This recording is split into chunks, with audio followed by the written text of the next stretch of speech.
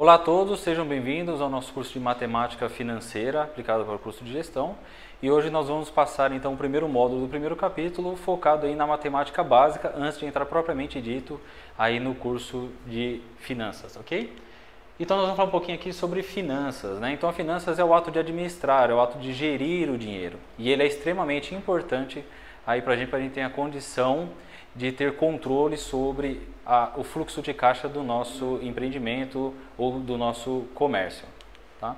Então, o que é a matemática financeira? A matemática financeira, na verdade, é o estudo do dinheiro ao longo do tempo. Então, nós vamos ver várias fórmulas matemáticas, garanto que todas elas muito simples, todas elas focadas aí no nosso dia a dia prático, que vai fazer com que você tenha a condição de entender o dinheiro ao longo do tempo, o seu comportamento ao longo do tempo e o impacto para a sua empresa.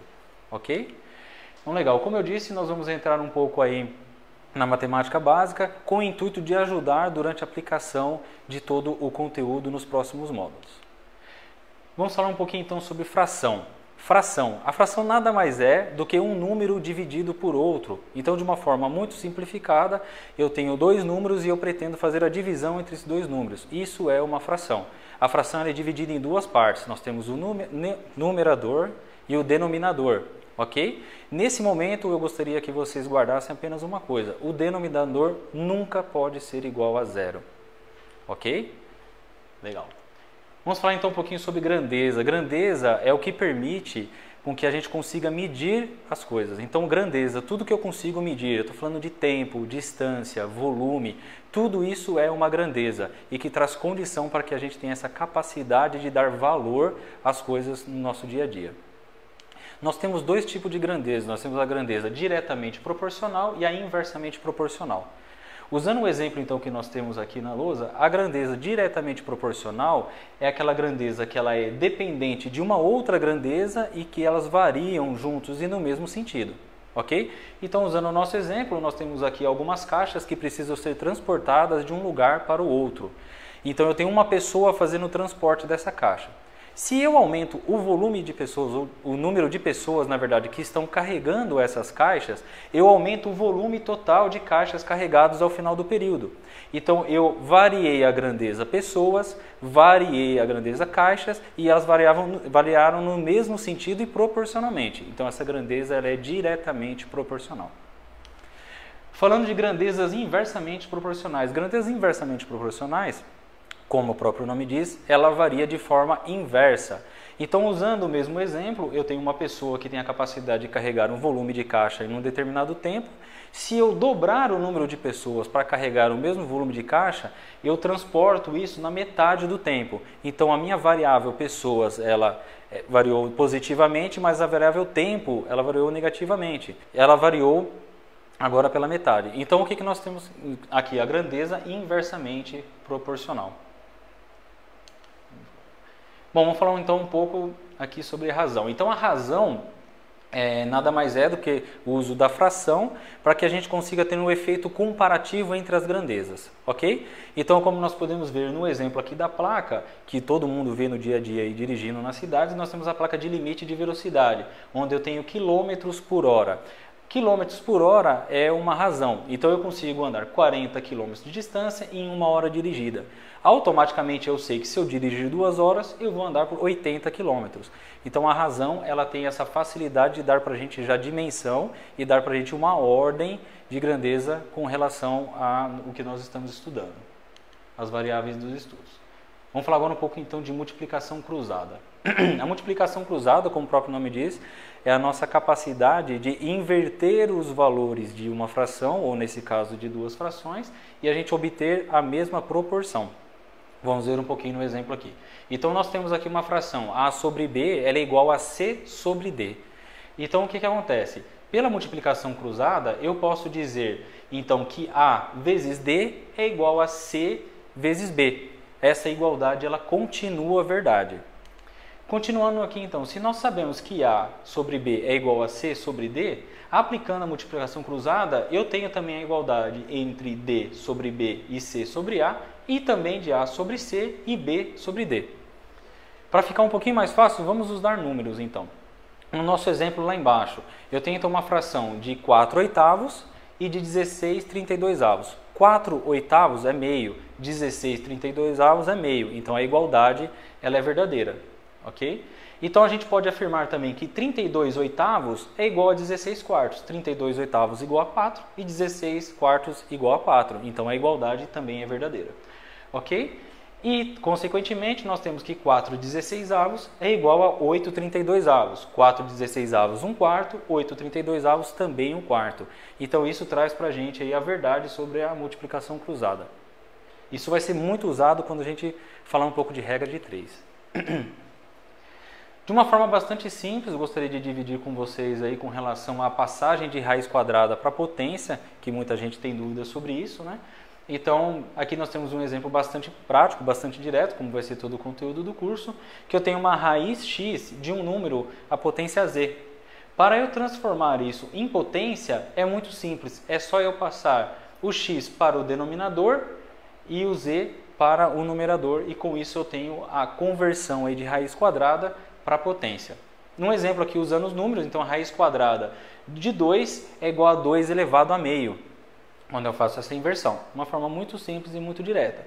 Ou, em um outro exemplo aqui, quando eu tenho a raiz quinta de 5 ao quadrado, é só eu fazer aí 5 potência de 2 elevado, de 2 à quinta, perdão, 2 à quinta, e a gente tem aí a potencialização desse número.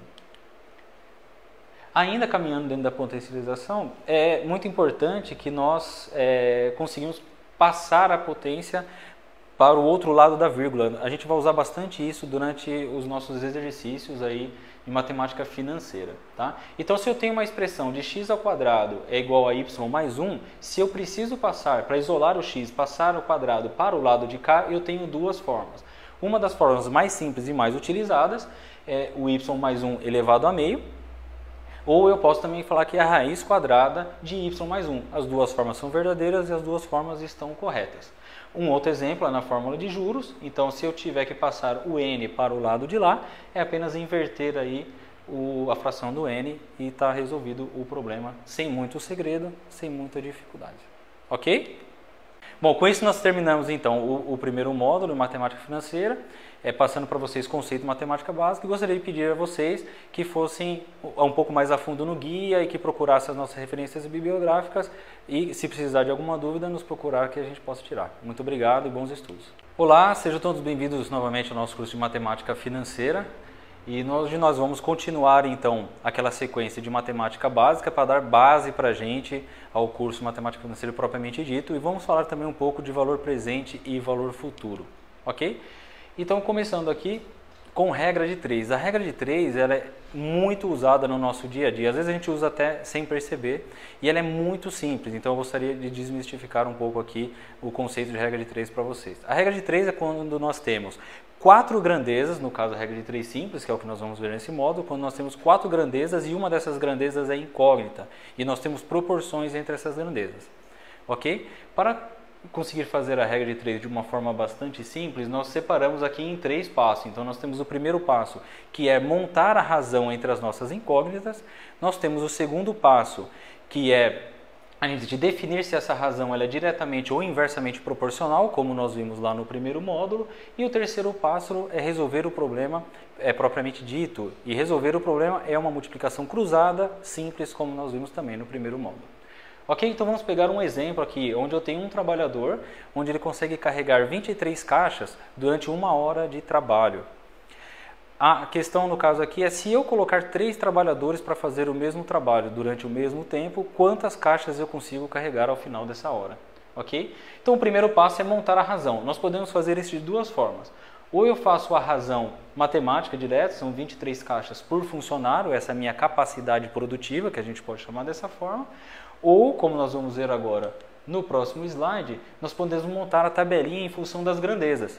Então eu tenho a grandeza funcionário e eu tenho a grandeza caixas. Montando a tabelinha, então eu tenho que um funcionário tem a capacidade de carregar 23 caixas e 3 funcionários têm a capacidade de carregar X caixas, que é a nossa incógnita. Ok? Então, montando essa razão, o próximo passo é eu definir se as razões elas são inversamente ou diretamente proporcionais. Então, como nós vimos no módulo anterior, se eu variar então a minha grandeza funcionários, eu vario na mesma proporção e no mesmo sentido a minha grandeza caixas. Então, nós dizemos que essas grandezas são diretamente proporcionais. E nós representamos aqui com duas setas para o mesmo sentido. Se fosse ao contrário, uma variasse no sentido e a outra no sentido oposto, elas seriam diretamente proporcionais. De uma forma muito simples, eu inverteria essa seta e montaria a equação também invertida. Ok? Como está descrito lá no guia. Ok? Então vamos lá falar para o terceiro passo, que é a solução através da multiplicação cruzada. De uma forma muito simples, como foi visto no módulo passado, eu monto então as duas frações, que é de 1/3 e 23x, como está na nossa tabela aqui no início.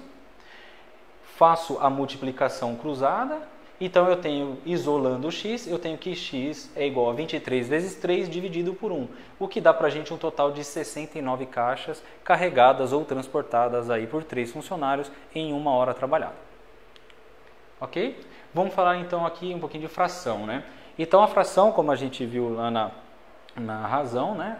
Desculpa, vamos falar um pouco de porcentagem. Então, como a gente viu lá na fração, a porcentagem é uma razão dividido pelo número centesimal. Então, uma razão centesimal, ok? Então, toda vez que eu representar uma porcentagem, eu tenho que ter em mente que ela é uma fração centesimal. E como que nós representamos, então, a fração? Nós podemos representar de 3 formas, né? Nós podemos representar, então, da forma fracionária, como a gente está mostrando aqui, 12/50, né? Ou, no caso, são 6/25. Ou na forma percentual, que é o número da fração inteiro seguido do sinal, do símbolo de porcentagem, ou na forma unitária, que a gente representa por 0,24. 0,24 representa 24% ou 24 dividido por 100. Ok? Todas elas representam o mesmo valor, 24%. Ok, vamos falar um pouco então aí de adição e subtração da fração, né? Como é que funciona a adição e subtração da fração? Primeiro nós precisamos calcular uma porcentagem, né, para que a gente tenha a noção do tamanho dos valores, né? Então vamos pegar um número qualquer aqui de 250 e eu gostaria de saber quanto que é 15% de 250. Ok? Então, de uma forma muito simples, como eu disse lá, 15% eu divido por 100, então é 0,15, e eu multiplico 250 por 0,15 e eu tenho o valor de 37,5. 37,5 representa 15% de 250. Se eu quiser, então, fazer uma soma de uma forma muito simples, eu pego o mesmo valor, então, de 15% de 250, posso fazer isso de duas formas. Ou eu apenas somo o valor conhecido daqui de cima e eu obtenho um valor de 287,5, ou o que eu posso fazer, na verdade, é uma multiplicação dessa fração, onde eu tenho que somar o número 1, que representa 100% dos 250, mais o 15% da soma que eu desejo, e aí eu chego no valor de 287%. As duas formas são verdadeiras e as duas formas estão corretas. Se eu quiser fazer a subtração funciona exatamente da mesma forma, só que usando o sinal óbvio de menos. Então nós temos aqui o valor inteiro de 250, eu faço então 100% de 250 menos 15%, que é o 0,15, multiplico por 0,85 e chego no valor de 212,5. Uma outra forma mais simples de fazer isso é apenas subtraindo diretamente o valor de 15% de 250 e nós chegamos ao mesmo valor de 212,5. Ok? Aqui tem uma coisa bastante interessante, que com relação à subtração de porcentagem, tá? A subtração de porcentagem, ela tem uma limitação. Então assim, nós vamos imaginar um copo. Se eu encher esse copo, eu consigo encher esse copo com 50% de água, 70% de água, 100% de água. Eu consigo colocar nesse copo mais do que 100% de água, óbvio que ele vai transbordar, mas eu consigo colocar mais do que 100% de água, ok? Mas o inverso não é verdadeiro. Eu posso retirar desse copo 50%, 70%, 80%, até 100% de água. O meu copo fica completamente vazio. Mas eu não consigo retirar desse copo mais do que 100% de água. Então, quando a gente está fazendo conta com coisas físicas, coisas palpáveis, não existe então uma subtração que permita menos do que 100%. Com dinheiro, nós vamos ver na matemática financeira que isso já é possível, porque com dinheiro, quando você retira mais do que 100%, você passa a criar uma situação de dívida, você deve então dinheiro para alguém. Nós vamos ver isso em detalhes mais lá na frente, ok? Vamos falar então um pouco de valor presente e valor futuro.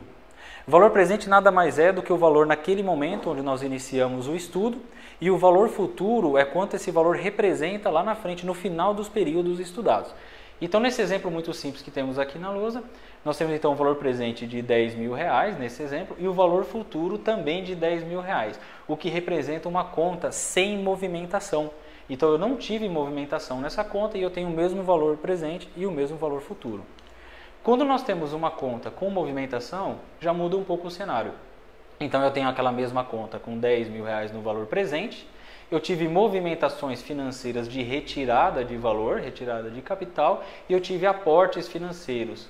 No final, no valor futuro, final do meu período de estudo, eu tenho então R$8.500, o que representa uma conta que nós tivemos retiradas financeiras maiores do que os aportes financeiros, o que gerou uma conta de valor menor ao final do período estudado. Com isso, gente, nós terminamos então o segundo módulo do primeiro capítulo. Gostaria de agradecer a todos vocês aí pela presença, bons estudos e nos vemos na próxima aula. Olá a todos, sejam bem-vindos ao nosso curso de Matemática Financeira. Hoje nós vamos entrar propriamente dito na Matemática Financeira Aplicada. Nós vimos até esse momento o básico que nós precisamos aí com relação à matemática e agora nós vamos entrar no cálculo de capitalização, juros simples e juros compostos, ok? Vamos começar então. Capitalização. A capitalização nada mais é do que a incorporação dos rendimentos ao capital inicial. Então, quando nós aplicamos um dinheiro a juros e esses juros, quando rende, ele é incorporado ao nosso capital. Então, essa incorporação ao capital é chamado de capitalização. Ok? Juros. Os juros nada mais é do que esse rendimento, a remuneração do nosso capital investido. Então, os juros é o que traz para a gente a dimensão, é o que traz para a gente o valor dessa capitalização e permite esse entendimento. Os juros são divididos basicamente em juros simples e juros compostos, como nós vamos ver nos próximos slides. Antes disso, a gente precisa ter uma noção melhor do que é o credor e o devedor, ok? O credor é a pessoa que empresta dinheiro. Ela está disponibilizando o dinheiro dela para alguém que necessita a antecipação desse dinheiro. Em função dessa disponibilização do dinheiro, o credor ele recebe um prêmio, ele recebe uns juros positivos em cima desse dinheiro emprestado. Essa é a remuneração que ele recebe em cima desse potencial de emprestar dinheiro a terceiros. O devedor é a pessoa que deve o dinheiro. Então, o devedor é aquela pessoa que toma o dinheiro emprestado, antecipa os seus recebíveis para ela fazer um investimento ou até para pagar uma dívida e ela é a pessoa que tem que remunerar o credor por esse empréstimo. Então, ela acaba pagando juros para a pessoa que emprestou o dinheiro a ela. Ok? Então, nós temos algumas regrinhas que nós temos que seguir com relação a juros, tá? Então, vamos passar rapidamente por essas três regras. A primeira delas, quando nós falamos de taxa de juros, a taxa de juros ela sempre tem que vir seguida do seu período de capitalização. Então, toda vez que você ver, por exemplo, 1% AM representa uma capitalização mensal, então é 1% ao mês. Toda vez que você ver, então, 1% AS é uma capitalização semestral, então representa 1% ao semestre e assim por diante. Uma segunda regrinha básica é que todo o cálculo que nós vamos usar daqui para frente, nós vamos usar então as porcentagens na sua forma unitária. Então, toda vez que eu falar de 1%, nós estamos falando de 0,01, 5% 0,05, 10% 0,10 e assim sucessivamente. Professor, eu não sei fazer essa conta. Muito simples. Pega a forma percentual, divide por 100 e você consegue chegar na forma unitária. Ok? A terceira regra, extremamente importante, gente. Vamos prestar bastante atenção aqui, porque a terceira regra é onde nós encontramos os maiores erros durante a resolução dos problemas.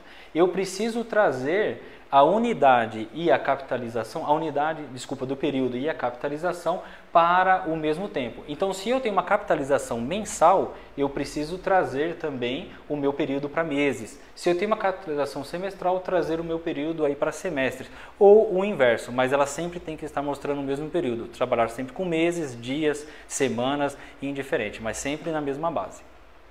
Ok? Vamos falar então de juros, começando então pelo juros simples. O juros simples, como o próprio nome diz, ele é extremamente simples. O que difere o juros simples do juro composto? O juros simples, eu tenho a capitalização sobre o meu investimento inicial, mas eu não tenho o que popularmente nós conhecemos de juros sobre juros. Então, a incidência dos juros é sobre somente o montante inicial ou aquela capitalização inicial. Ok? A fórmula, como eu disse, é muito simples. Nós vamos, para conseguir então o valor futuro no juro simples, nós temos aí o dinheiro capitalizado, ou o dinheiro investido, que é o valor presente, e eu vou multiplicar pela soma do inteiro mais a capitalização, que é a taxa de juros vezes o período de aplicação. Ok? Vamos fazer então um exemplo simples aqui. Então nós temos aqui nesse exemplo simples um investidor que aplicou 50 mil reais em uma aplicação do sistema de juros simples que rende 1,5% ao mês, capitalização mensal, como dito anteriormente. Então, qual que é o valor que esse investidor terá no final do primeiro mês?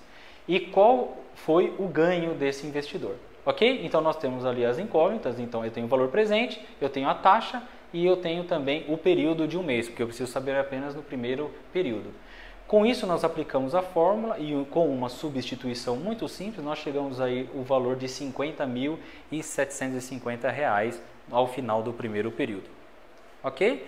Então, nós temos agora o resultado. Para eu saber então o valor dos juros monetário, é só eu subtrair 50.000 de 750 e eu chego então no valor de R$ 750. Então, eu tenho um valor final do primeiro mês de 750 e um valor de ganho no primeiro mês de R$ 750.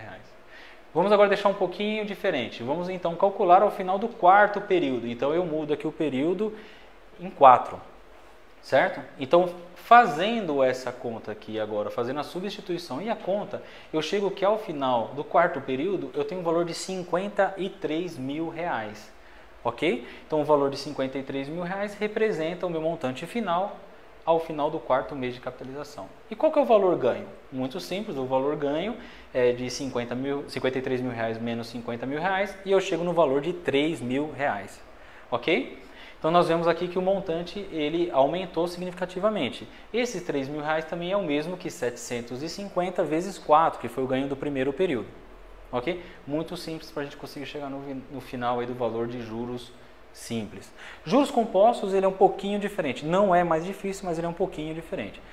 O que acontece com os juros compostos? Como eu disse anteriormente, ele é a aplicação de juros sobre juros. Então eu tenho os juros no primeiro período atuando sobre o capital inicial, mas os juros do período seguinte ele vai atuar sobre o capital inicial mais o rendimento do primeiro juro. E isso gera então uma potenciação do meu ganho, ok? Então como nós podemos ver aqui, nós podemos ver aqui então, eu tenho o valor futuro é igual ao valor presente vezes a multiplicação do meu valor inteiro mais a capitalização composta. Essa capitalização composta, eu tenho a taxa de juros e aqui o período elevado ao período. Essa conta aqui ela é facilmente feita tanto no seu celular como na sua calculadora, como feito na calculadora do computador. Então não é uma conta difícil de ser feita, ok? Vamos ver o exemplo. Usando exatamente os mesmos valores do primeiro exercício, nós vamos calcular a capitalização ao final do primeiro mês para um regime agora de juros compostos. E olha que engraçado, fazendo a substituição, nós chegamos exatamente ao mesmo valor do juro simples. Por quê? Porque nesse exercício nós estamos pedindo apenas o resultado no primeiro mês. E o primeiro mês eu não tenho a incidência de juros sobre o capital, sobre a capitalização, na verdade. Então, o resultado para o primeiro mês é exatamente o mesmo entre juros compostos e juros simples. Vamos agora mudar um pouquinho. Vamos falar agora ao final do quarto mês, exemplo do que nós fizemos no exercício anterior. Então, também fazendo as substituições, dn igual a 4, colocando o 4 aqui na potência, nós chegamos ao valor agora de R$ 53.068,18. Notem que esse valor aqui é diferente do juro simples. No juro simples nós chegamos ao valor de R$ 53 mil. Esse valor de R$ 68,18 é o resultado da capitalização sobre a capitalização, ou do juros sobre juros. Então, com isso, nós temos um resultado diferente. Então, o nosso ganho nos juros compostos, ele foi melhor ou foi maior do que o ganho no juros simples. Essa diferença é o resultado dos juros agindo sobre juros. Isso daqui é uma tabela didática para mostrar ao longo do tempo a influência do juro simples e do juro composto e a diferença ao longo do tempo. Então, nós conseguimos enxergar aqui que nos primeiros períodos nós temos praticamente o mesmo rendimento, mas ao longo do tempo nós temos um descolamento do juro composto sobre o juro simples, o que mostra um resultado extremamente positivo. Com isso, eu faço a vocês um convite para que façam em sua casa a conta não só para 24 meses, como eu fiz aqui, mas continue essa conta para 5 anos, 10 anos, 15, 20, 25 e até 30 anos. E vejam essa diferença. No caso dos 2 anos feito aqui, nós chegamos ao valor de R$ 3.475 entre juros compostos e juros simples. Então, ao final de 30 anos, vocês vão enxergar um valor muito superior. Ok, gente, com isso nós finalizamos então esse módulo. Gostaria de agradecer a atenção de vocês e vejo vocês na próxima aula. Olá, sejam todos bem-vindos novamente ao nosso curso de Matemática Financeira. E hoje nós vamos continuar então aquela sequência de matemática básica para dar base para a gente ao curso Matemática Financeira propriamente dito. E vamos falar também um pouco de valor presente e valor futuro, ok?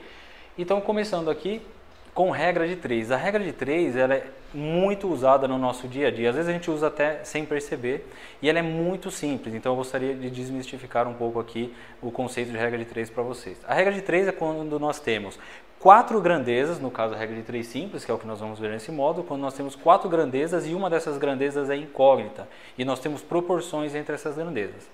Ok? Para conseguir fazer a regra de 3 de uma forma bastante simples, nós separamos aqui em 3 passos. Então nós temos o primeiro passo, que é montar a razão entre as nossas incógnitas. Nós temos o segundo passo, que é a gente definir se essa razão ela é diretamente ou inversamente proporcional, como nós vimos lá no primeiro módulo. E o terceiro passo é resolver o problema propriamente dito. E resolver o problema é uma multiplicação cruzada, simples, como nós vimos também no primeiro módulo. Ok, então vamos pegar um exemplo aqui, onde eu tenho um trabalhador, onde ele consegue carregar 23 caixas durante 1 hora de trabalho. A questão no caso aqui é se eu colocar 3 trabalhadores para fazer o mesmo trabalho durante o mesmo tempo, quantas caixas eu consigo carregar ao final dessa hora. Ok? Então o primeiro passo é montar a razão. Nós podemos fazer isso de 2 formas. Ou eu faço a razão matemática direta, são 23 caixas por funcionário, essa é a minha capacidade produtiva, que a gente pode chamar dessa forma. Ou, como nós vamos ver agora no próximo slide, nós podemos montar a tabelinha em função das grandezas.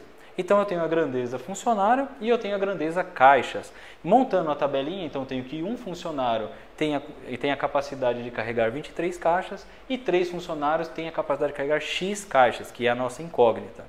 Ok? Então, montando essa razão, o próximo passo é eu definir se as razões elas são inversamente ou diretamente proporcionais. Então, como nós vimos no módulo anterior, se eu variar então a minha grandeza funcionários, eu vario na mesma proporção e no mesmo sentido a minha grandeza caixas. Então, nós dizemos que essas grandezas são diretamente proporcionais. E nós representamos aqui com 2 setas para o mesmo sentido. Se fosse ao contrário, uma variasse no sentido e a outra no sentido oposto, elas seriam diretamente proporcionais. De uma forma muito simples, eu inverteria essa seta e montaria a equação também invertida. Ok? Como está descrito lá no guia.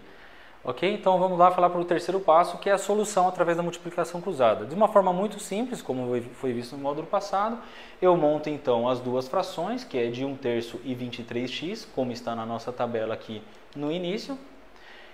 Faço a multiplicação cruzada, então eu tenho, isolando o x, eu tenho que x é igual a 23 vezes 3 dividido por 1, o que dá para a gente um total de 69 caixas carregadas ou transportadas aí por 3 funcionários em 1 hora trabalhada. Ok? Vamos falar então aqui um pouquinho de fração, né? Então a fração, como a gente viu lá na razão, né? Desculpa, vamos falar um pouco de porcentagem. Então, como a gente viu lá na fração, a porcentagem é uma razão dividido pelo número centesimal. Então, uma razão centesimal, ok? Então, toda vez que eu representar uma porcentagem, eu tenho que ter em mente que ela é uma fração centesimal. E como que nós representamos, então, a fração? Nós podemos representar de 3 formas, né? Nós podemos representar, então, da forma fracionária, como a gente está mostrando aqui, 12/50, né? Ou, no caso, são 6/25. Ou na forma percentual, que é o número da fração inteiro seguido do sinal, do símbolo de porcentagem, ou na forma unitária, que a gente representa por 0,24. 0,24 representa 24% ou 24 dividido por 100. Ok? Todas elas representam o mesmo valor, 24%. Ok, vamos falar um pouco então aí de adição e subtração da fração, né? Como é que funciona a adição e subtração da fração? Primeiro nós precisamos calcular uma porcentagem, né, para que a gente tenha a noção do tamanho dos valores, né? Então vamos pegar um número qualquer aqui de 250 e eu gostaria de saber quanto que é 15% de 250. Ok? Então de uma forma muito simples, como eu disse lá, 15% eu divido por 100, então é 0,15 e eu multiplico 250 por 0,15 e eu tenho o valor de 37,5. 37,5 representa 15% de 250. Se eu quiser então fazer uma soma de uma forma muito simples, eu pego o mesmo valor então de 15% de 250, posso fazer isso de duas formas. Ou eu apenas somo o valor conhecido daqui de cima e eu obtenho um valor de 287,5, ou o que eu posso fazer na verdade é uma multiplicação dessa fração, onde eu tenho que somar o número 1, que representa 100% dos 250, mais o 15% da soma que eu desejo, e aí eu chego no valor de 287%. As duas formas são verdadeiras e as duas formas estão corretas. Se eu quiser fazer a subtração funciona exatamente da mesma forma, só que usando o sinal óbvio de menos. Então nós temos aqui o valor inteiro de 250, eu faço então 100% de 250 menos 15%, que é o 0,15, multiplico por 0,85 e chego no valor de 212,5. Uma outra forma mais simples de fazer isso é apenas subtraindo diretamente o valor de 15% de 250 e nós chegamos ao mesmo valor de 212,5. Ok? Aqui tem uma coisa bastante interessante que com relação à subtração de porcentagem, tá? A subtração de porcentagem, ela tem uma limitação. Então assim, nós vamos imaginar um copo. Se eu encher esse copo, eu consigo encher esse copo com 50% de água, 70% de água, 100% de água. Eu consigo colocar nesse copo mais do que 100% de água, óbvio que ele vai transbordar, mas eu consigo colocar mais do que 100% de água, ok? Mas o inverso não é verdadeiro. Eu posso retirar desse copo 50%, 70%, 80%, até 100% de água. O meu copo fica completamente vazio. Mas eu não consigo retirar desse copo mais do que 100% de água. Então, quando a gente está fazendo conta com coisas físicas, coisas palpáveis, não existe então uma subtração que permita menos do que 100%. Com dinheiro, nós vamos ver na matemática financeira que isso já é possível, porque com dinheiro, quando você retira mais do que 100%, você passa a criar uma situação de dívida, você deve então dinheiro para alguém. Nós vamos ver isso em detalhes mais lá na frente, ok? Vamos falar então um pouco de valor presente e valor futuro. O valor presente nada mais é do que o valor naquele momento onde nós iniciamos o estudo, e o valor futuro é quanto esse valor representa lá na frente, no final dos períodos estudados. Então, nesse exemplo muito simples que temos aqui na lousa, nós temos então o valor presente de R$10.000 nesse exemplo e o valor futuro também de R$10.000, o que representa uma conta sem movimentação. Então, eu não tive movimentação nessa conta e eu tenho o mesmo valor presente e o mesmo valor futuro. Quando nós temos uma conta com movimentação, já muda um pouco o cenário.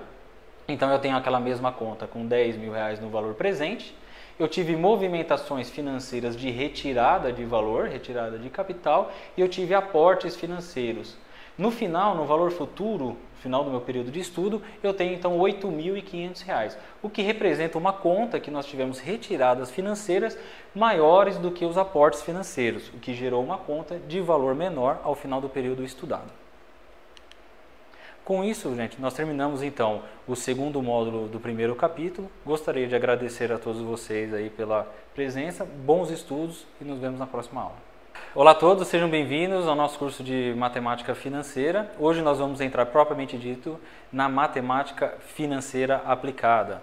Nós vimos até esse momento o básico que nós precisamos aí com relação à matemática e agora nós vamos entrar no cálculo de capitalização, juros simples e juros compostos, ok? Vamos começar então. Capitalização. A capitalização nada mais é do que a incorporação dos rendimentos ao capital inicial. Então, quando nós aplicamos um dinheiro a juros e esses juros, quando rende, ele é incorporado ao nosso capital. Então, essa incorporação ao capital é chamado de capitalização. Ok? Juros. Os juros nada mais é do que esse rendimento, a remuneração do nosso capital investido. Então, os juros é o que traz para a gente a dimensão, é o que traz para a gente o valor dessa capitalização e permite esse entendimento. Os juros são divididos basicamente em juros simples e juros compostos, como nós vamos ver nos próximos slides. Antes disso, a gente precisa ter uma noção melhor do que é o credor e o devedor, ok? O credor é a pessoa que empresta dinheiro. Ela está disponibilizando o dinheiro dela para alguém que necessita a antecipação desse dinheiro. Em função dessa disponibilização do dinheiro, o credor ele recebe um prêmio, ele recebe uns juros positivos em cima desse dinheiro emprestado. Essa é a remuneração que ele recebe em cima desse potencial de emprestar dinheiro a terceiros. O devedor é a pessoa que deve o dinheiro. Então, o devedor é aquela pessoa que toma o dinheiro emprestado, antecipa os seus recebíveis para ela fazer um investimento ou até para pagar uma dívida e ela é a pessoa que tem que remunerar o credor por esse empréstimo. Então, ela acaba pagando juros para a pessoa que emprestou o dinheiro a ela. Ok? Então nós temos algumas regrinhas que nós temos que seguir com relação a juros, tá? Então vamos passar rapidamente por essas 3 regras. A primeira delas, quando nós falamos de taxa de juros, a taxa de juros ela sempre tem que vir seguida do seu período de capitalização. Então toda vez que você ver, por exemplo, 1% AM representa uma capitalização mensal, então é 1% ao mês. Toda vez que você ver, então, 1% AS é uma capitalização semestral, então representa 1% ao semestre e assim por diante. Uma segunda regrinha básica é que todo o cálculo que nós vamos usar daqui para frente, nós vamos usar então as porcentagens na sua forma unitária. Então toda vez que eu falar de 1%, nós estamos falando de 0,01, 5% 0,05, 10% 0,10 e assim sucessivamente. Professor, eu não sei fazer essa conta. Muito simples. Pega a forma percentual, divide por 100 e você consegue chegar na forma unitária. Ok? A terceira regra, extremamente importante, gente. Vamos prestar bastante atenção aqui porque a terceira regra é onde nós encontramos os maiores erros durante a resolução dos problemas. Eu preciso trazer a unidade e a capitalização, do período e a capitalização para o mesmo tempo. Então, se eu tenho uma capitalização mensal, eu preciso trazer também o meu período para meses. Se eu tenho uma capitalização semestral, trazer o meu período aí para semestres. Ou o inverso, mas ela sempre tem que estar mostrando o mesmo período. Trabalhar sempre com meses, dias, semanas, indiferente, mas sempre na mesma base. Ok? Vamos falar então de juros, começando então pelo juros simples. O juro simples, como o próprio nome diz, ele é extremamente simples. O que difere o juro simples do juro composto? O juro simples, eu tenho a capitalização sobre o meu investimento inicial, mas eu não tenho o que popularmente nós conhecemos de juros sobre juros. Então a incidência dos juros é sobre somente o montante inicial ou aquela capitalização inicial. Ok? A fórmula, como disse, é muito simples. Nós vamos, para conseguir então o valor futuro no juro simples, nós temos aí o dinheiro capitalizado, ou o dinheiro investido, que é o valor presente, e eu vou multiplicar pela soma do inteiro mais a capitalização, que é a taxa de juros vezes o período de aplicação. Ok? Vamos fazer então um exemplo simples aqui. Então nós temos aqui nesse exemplo simples um investidor que aplicou 50 mil reais em uma aplicação do sistema de juros simples que rende 1,5% ao mês, capitalização mensal, como dito anteriormente. Então, qual que é o valor que esse investidor terá no final do primeiro mês? E qual foi o ganho desse investidor? Ok? Então, nós temos ali as incógnitas. Então, eu tenho o valor presente, eu tenho a taxa e eu tenho também o período de um mês, porque eu preciso saber apenas no primeiro período. Com isso, nós aplicamos a fórmula e com uma substituição muito simples, nós chegamos aí o valor de R$ 50.750 ao final do primeiro período. Ok? Então, nós temos agora o resultado. Para eu saber então o valor dos juros monetários, é só eu subtrair 50.000 de 750 e eu chego então no valor de R$ 750. Então, eu tenho um valor final do primeiro mês de 750 e um valor de ganho no primeiro mês de R$ 750. Vamos agora deixar um pouquinho diferente. Vamos então calcular ao final do quarto período. Então eu mudo aqui o período em 4, certo? Então fazendo essa conta aqui agora, fazendo a substituição e a conta, eu chego que ao final do quarto período eu tenho um valor de R$ 53 mil. Ok? Então o valor de R$ 53 mil representa o meu montante final ao final do quarto mês de capitalização. E qual que é o valor ganho? Muito simples, o valor ganho é de R$ 53 mil menos R$ 50 mil e eu chego no valor de R$ 3 mil. Ok? Então nós vemos aqui que o montante ele aumentou significativamente. Esses R$ 3 mil também é o mesmo que 750 vezes 4, que foi o ganho do primeiro período. Ok? Muito simples para a gente conseguir chegar no final aí do valor de juros simples. Juros compostos, ele é um pouquinho diferente. Não é mais difícil, mas ele é um pouquinho diferente. O que acontece com os juros compostos? Como eu disse anteriormente, ele é a aplicação de juros sobre juros. Então eu tenho os juros no primeiro período atuando sobre o capital inicial, mas os juros do período seguinte, ele vai atuar sobre o capital inicial mais o rendimento do primeiro juro.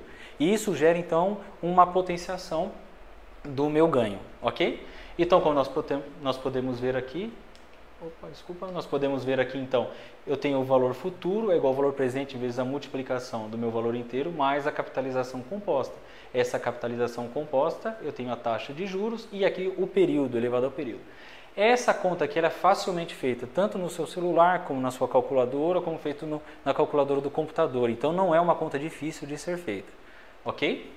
Vamos ver o exemplo. Usando exatamente os mesmos valores do primeiro exercício, nós vamos calcular a capitalização ao final do primeiro mês para um regime agora de juros compostos.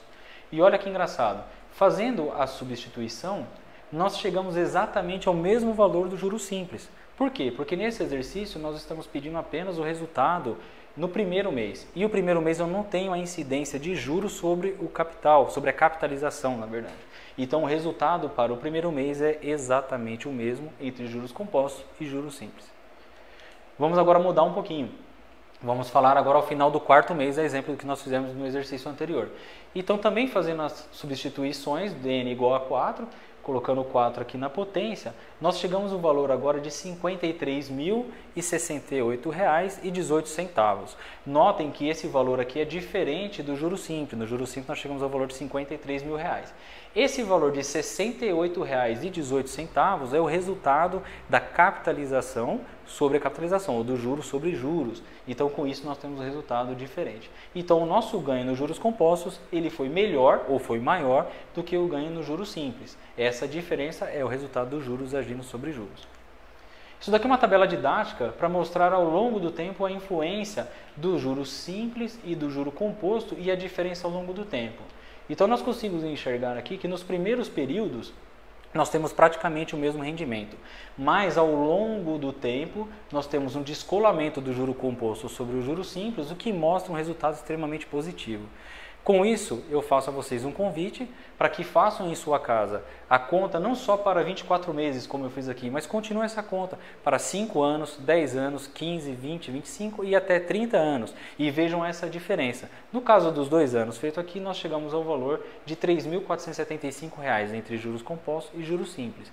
Então, ao final de 30 anos, vocês vão enxergar um valor muito superior.